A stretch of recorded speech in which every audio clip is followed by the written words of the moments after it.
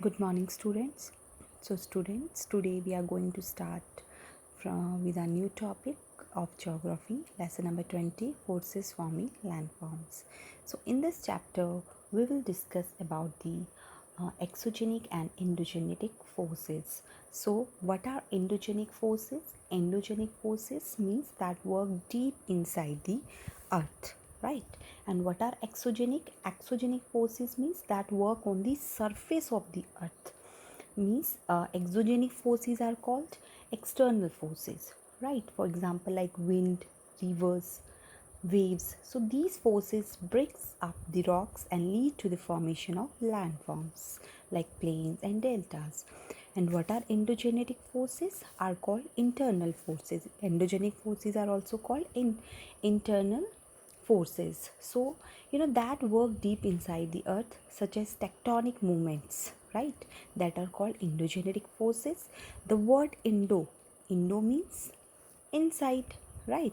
So endogenic forces sometimes may be slow or sudden. Understand? So let's discuss the practice drawn question answers. Question number 1. Give an example of new landmass formed due to volcano. So plateaus such as the Deccan Plateau in India. So which landmass formed due to volcanoes?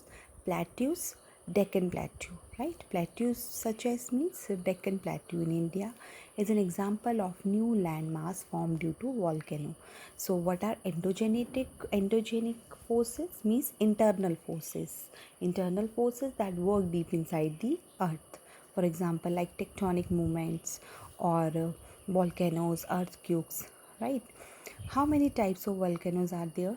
Basically, there are 3 types of volcanoes: dormant, extinct, and active volcano. So, first one is your volcano.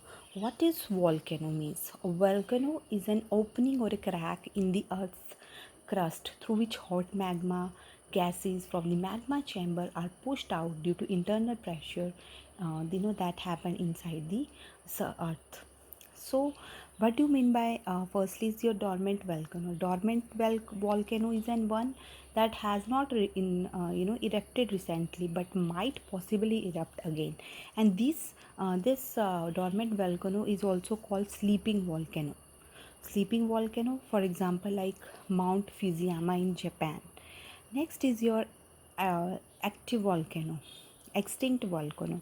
Extinct volcano means inactive volcano which erupt in the past but now show no signs of eruption.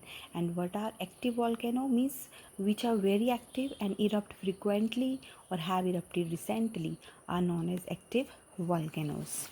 Next practice zone 2 is name the types of seismic waves that arise during the earthquakes. What kind of waves? Primary waves means also called P waves or longitudinal waves, transverse waves also called secondary or S waves, and destructive waves also called L waves. So what does intensity of earthquake decreases? Why does intensity of earthquake decreases with increasing distance? Because the place on the surface exactly over the focus is called epicenter. Vibration move from the epicenter as waves. The highest disaster is closer to the epicenter.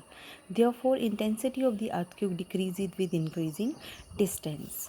So students, you have to write these question answers in your notebook. Thank you.